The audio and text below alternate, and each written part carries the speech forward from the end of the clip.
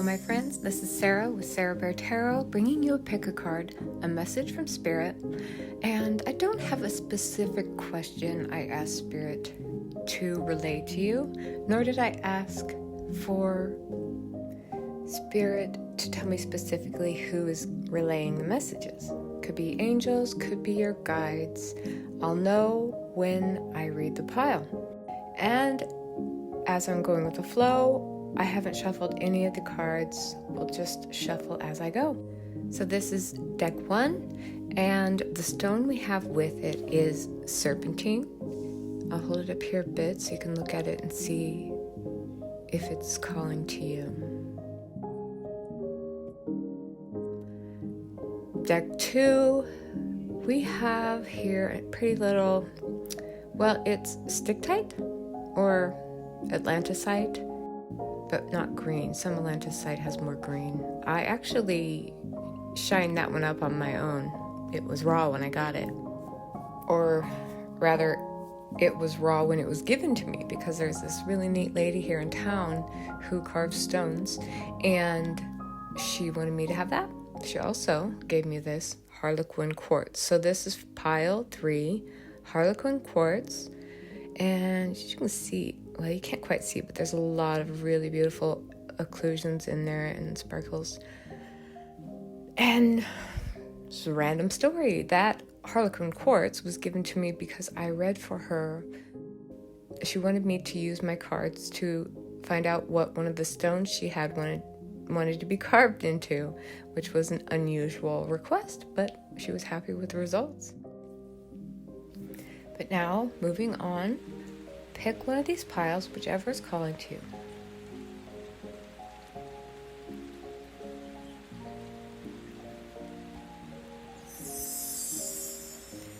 This is pile 1, deck 1, and the serpentine is your stone. You know what? I am going to bring a candle into view here, because it'll give you something to watch for the times when I'm shuffling. So I don't know, just something to focus on. The deck I'm using here is Crow Tarot, and since I'm doing this reading rather spontaneously, let's shuffle and get a couple of cards.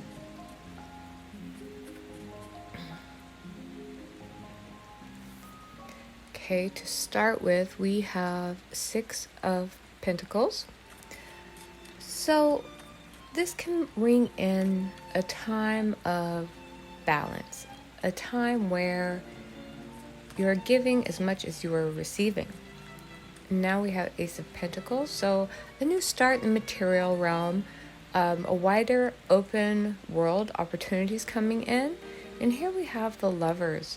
So it could symbolize love, but it could also symbolize a partnership. So maybe you have found a way to partner up with someone in business to earn more money, or maybe you and someone you love, your partner, have saved enough money at this time, and now you're ready to move forward and make a deeper commitment and create a life together to move forward with. The energy is very comforting here. It feels like this message is from your guides. They're telling you you're on the right path, you're on the path to abundance, but it's just a beginning. The Lovers is number 6, and we have 6 with the 6 of Pentacles. So it is like this union or unity, a feeling of wholeness, bringing together 2 energies and learning how to balance these energies out. Now, I'm going to go ahead and pull some oracle cards at random, whatever I'm drawn to, because that's what I do. I decide what I should pull as I'm going. I'm going to use this Eternal Light deck here. And so the card we have is Golden Path. You are a beautiful, gifted, and sensitive soul traveling a golden path full of creativity and light. You are on your way to filling your heart's deepest desires. Enjoy each precious moment along your path to ever greater love and wisdom. I like that, the golden path, because it goes with what I was saying. You know, the pentacles, we have gold, and you're on the right path. I think there are there's a world out there that you are unaware of. Now, ninth house, this suggests expansion, exploring new horizons, and broadening your view. When is this occurring? We have Aquarius. So I have to say it's happening now.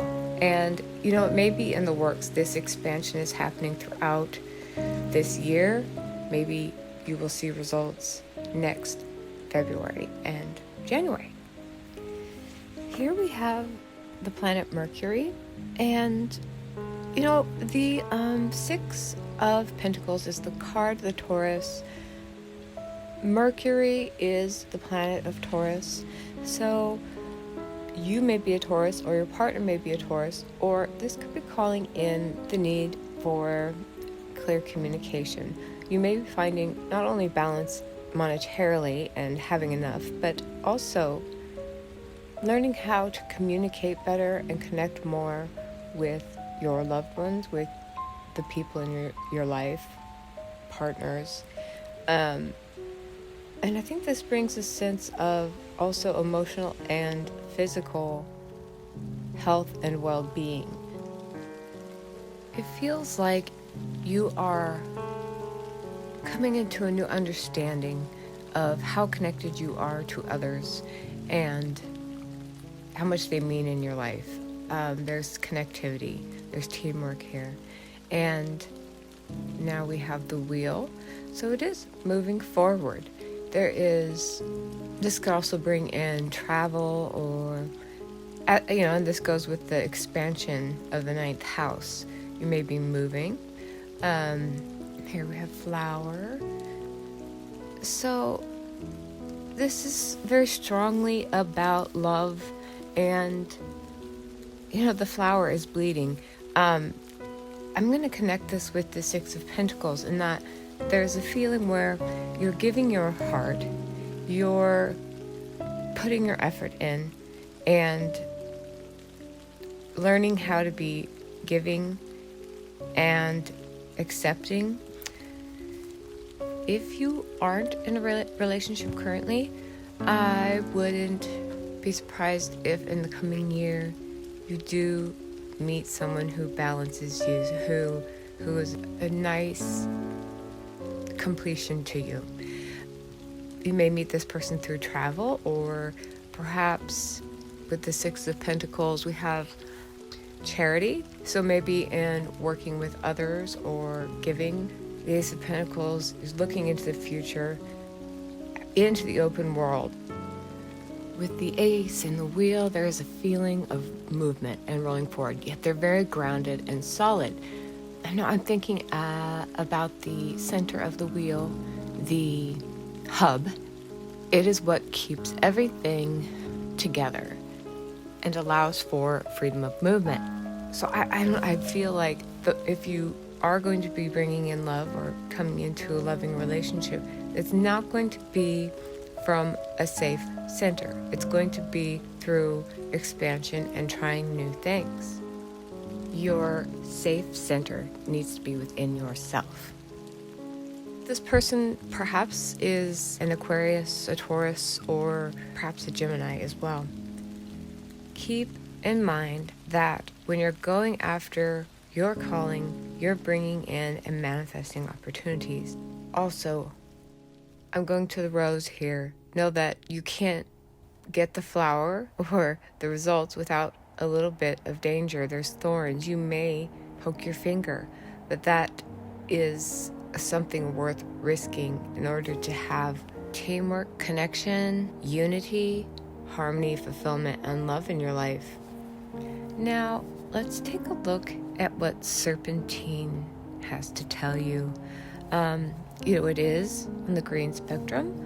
So this is about the heart chakra.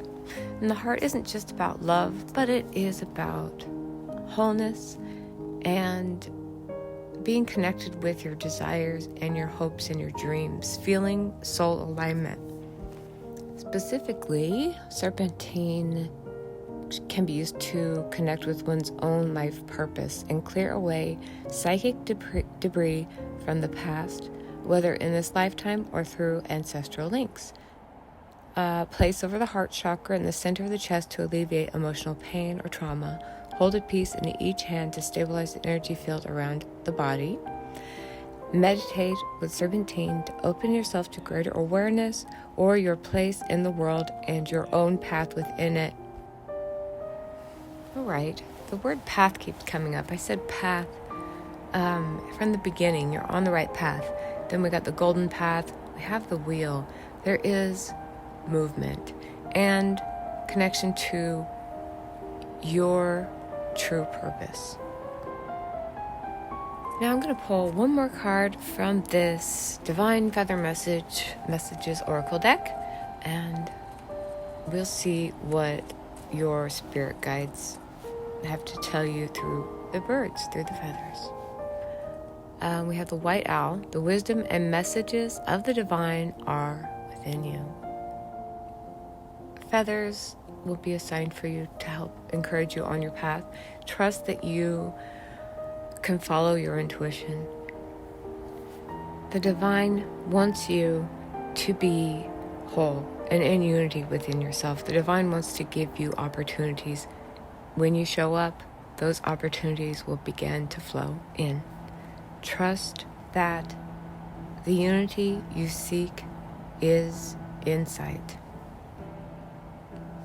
Now, for deck 2, the pile with the Atlantisite or Stichtite, I'll be using the Ethereal Visions Tarot here for you. And we'll just shuffle and get started here to see what message Spirit Angels Guides has for you.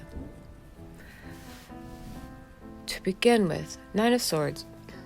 So there is fear, there's worry, there are concerns perhaps coming in for you, but they're not necessarily reality. They're illusions and fear phantoms, things you're building up. We have Lovers for you, as well as with pile 2. So perhaps this is speaking of worries about your relationship currently or about your future, the future relationships. With the Knight of Wands here, this is feeling like twin flame. Maybe, perhaps, you are waiting for the perfect one, your other half. Or could it be that you believe your relationship now is a twin flame and we have this sort of runner-chaser thing happening? I don't know. We'll see. The Five of Pentacles. This does speak of a feeling of isolation and needing help. There's worries, perhaps money worries. And I'm feeling like with the Five of Pentacles in this card, maybe you are a single mother or a single father, and the relationship you're in is causing you anxiety and stress for whatever reason. I'm going to get another deck here and see what more we can find out. Get some clarity. Now, this deck is absolutely stunning, and I love the messages, but it is female oriented, but I think it can go for anyone, male or female. All right, we have Priestess of Priorities. Right off the bat, I'm connecting this with the Five of Pentacles, specifically this Five of Pentacles and how it felt like there was a child involved here. And when I connect it with the Nine of Swords and the Lovers, it feels like there is a relationship you might be staying in because you have children or you're afraid of being single as a parent, and you may be putting or prioritizing others over your own possibility of love and harmony. Or if this is not about children, just simply you may be in a relationship that you're not entirely happy in, but you're afraid to leave, to go after your dreams and what you really love, or to find a new passion and love because you're not sure you can support yourself financially, and therefore you're putting practicalities in front of love. Here we have last quarter moon in Leo, lighten up, and this connects with the Knight of Wands here. This is fiery energy. You may need to relax your mind and stop focusing so much on what you don't have and like catastrophizing or, distorted thought patterns. Things aren't quite as bad as they seem. This may be a lot of disillusionment in here. If you are hoping for a twin flame to be coming in, I'm feeling like the focus needs to move away from that.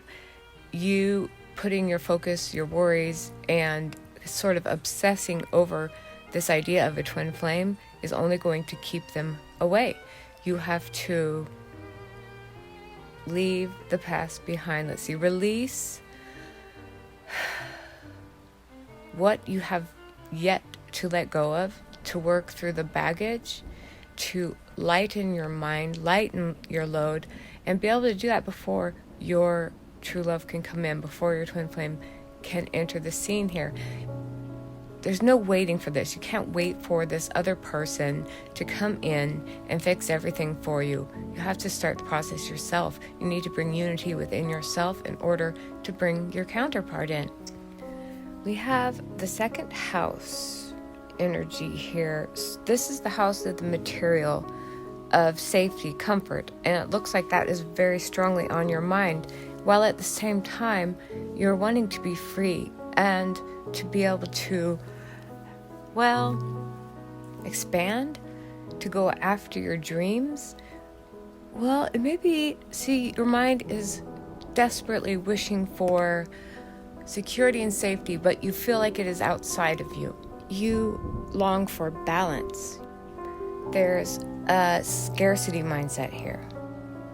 I wonder if you're not a Libra, because we've got the Libra dice, or a Taurus, because we do have the Taurus card here, the Five of Pentacles, and the second house is associated with Taurus. Or even, actually it could be Gemini, because the Nine of Swords is the card of Gemini. And come to think of it, so is the Lover's card. That is the card of Gemini. Well, whatever the case, it feels like you are predominantly earth and air, caught up in your mind, wishing for security, stability, and somehow in this process, you are missing or not hearing the voice of your soul, missing the point that you cannot reach your goals and dreams when you are stuck and you're not able to tap into being a little more loose and lighthearted and adventurous. The focus may be so strongly on security and safety in the thought that this is when everything's going to come in and be happy and fine and perfect. But when we're holding on to the fears, we're actually not opening positive space for that happiness, for that harmony and union to come in. And if you're not going after your goals and dreams, if you're not pursuing your passions and not nourishing and cultivating soul alignment, you're never going to be whole. You're never going to have unity within yourself. So if we step away from the idea of this being about love, this could be about union within yourself and the harmony in which you need to find. You need to prioritize your dreams. You need to prioritize your healing and health. The meaning of the Stichtite or Atlantisite is it's about spiritual connection, as it's in the purple ray, but it also is often green. In fact, a lot of the Atlantisite is actually what they named the green Stichtite that has just small speckles of purple. So this stone is about heart and soul connection, and that is what we're working for. Compassion, forgiving. So who can you forgive? What can you forgive yourself of? There is a need to heal and to be able to bring all of your energies together and create the union create the union within yourself that you would like a lover to bring in, or that you would like your partner or counterpart to bring in. And that is when you open the door for them. So now we are on the Harlequin Quartz. This is deck 3, pile 3, and just, isn't this the coolest? I love it. It feels so good when you hold it, so smooth. All right, for you, the deck we're using is this Golden Tarot, one of my favorite decks. And we'll just shuffle and see what the cards have to say to you today. To start, the High Priestess wants to make an appearance. The High Priestess, if you are Life Path 2 in numerology, this is your major arcana card and your birth card. This is the divine feminine, the keeper of sacred knowledge and hidden wisdom. And here she is with her companion, the Hermit, and they are perfect partners. Both of these cards speak of going within, finding silence and solitude, and listening to the voice within your heart and soul, listening to the voice of your spirit.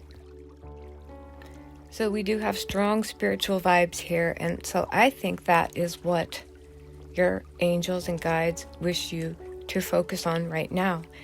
Expanding your spiritual gifts and bringing all aspects of yourself into alignment. Mind, body, and soul. Now we have the Queen of Wands and the Queen of Cups, and wow, I'm really loving this combination. There's divine feminine energy, and this feels like a lot of heart and spirit alignment, and the star. This is a pile I can feel is pointing us in the direction of having faith. Strengthen our faith. Strengthen our connection with self, with the divine, with the universe. And if that means taking some time out away from others and meditating more, I think that would be beneficial. You are likely someone with many, many spiritual gifts and a deep understanding of the mystical, the magical, and also a strong sense of empathy and sensitivity. It's notable here, there are a lot of animals, so I think you have healing gifts. You can work with animals. You have a special bond with animals, and more animals here. So this is the Selkie card. We have a seal on there. I don't like this reflection here. Hang on. Okay. Wow. There's a lot to unload here. There's water here. There's a feeling. Oh yeah. You know what? The High Priestess. This is the sign or the card of Pisces, and the Queen of Cups is also a card that signifies the element of water. So you may be a water sign. I think if you are a water sign, this message is especially significant for you. And our next oracle card is Psyche. So let's go into these oracle cards and their meanings before I go into story time. Or rather, I guess this is also story time. I'm going to read from the book. Hang on. The Selkie card tells you to toss off all that no longer fits you and dive deep into the places where your soul feels most at home. Let go of the demands you put yourself under to be the good girl, the good friend, the good daughter, the good wife, the good mother. Shed the pelt of expectation, demand, and approval, including your own. The person you're becoming will cost you relationships, spaces, comfort, security, and convenience. Choose wisely. Okay, and the card of Psyche says, well, actually, I'm just going to talk about this without reading. It's about transformation. It's about going into a cocoon as a caterpillar and growing wings. You become something entirely different, and that's what you're doing. You are becoming the best version of yourself, your higher self. And so you must be patient with yourself. This takes time, and there's pain in this process. Another card I pulled for you is the Sisterhood of Reciprocity. So there's a lot of femininity here. If you're masculine in gender, tap into your female, into your divine feminine. I think that's what the Hermit is here for. It's saying whether you're female or male, this is the time to become your most divine, flowing, emotional, compassionate, giving self. Do not be afraid to look beneath the surface and to take off a mask or a skin that you have put on. This isn't a time for action. It's definitely a time for reflection. And I'm going to say with the Sisterhood of Reciprocity, I think this would mean you would benefit from perhaps spiritual groups, yoga, meditation groups, or circles where you can help to work with your spiritual gifts. Some type of esoteric group, or just join a community of like-minded individuals who are doing the same thing and going through the same processes as you. I feel like telling you this, because it was the first thing that came to mind when I saw the High Priestess and the Hermit card together. I'm thinking of Joan of Norwich. She was an anchoress, is what they're called, but basically it's a female hermit. She had been a nun, and then they set her up with a little tiny space to live in, just outside the monastery, or actually more likely convent, where the sisterhood here, where there was a community of women together in intense belief, following a higher calling. So she spent her whole life there in that pursuit, channeling spirit, speaking with the divine. She had visions. People would come by and ask her questions, and so that was her devotion. I think she even had a cat. I guess it kept her from being lonely. What's the meaning of the story? I don't know. I just wanted to tell you. I thought because it came to mind. Hopefully it meant something. Isn't that to say you need to cloister yourself off entirely? But I think Spirit is calling you to devote yourself more, to dedicate yourself more to your spiritual practices.